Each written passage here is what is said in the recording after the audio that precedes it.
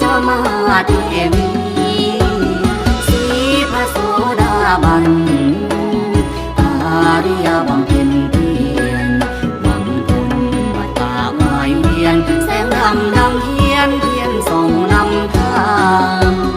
วางว่าเป็นอุเบกขาเห็นสัมมาทิฏฐิ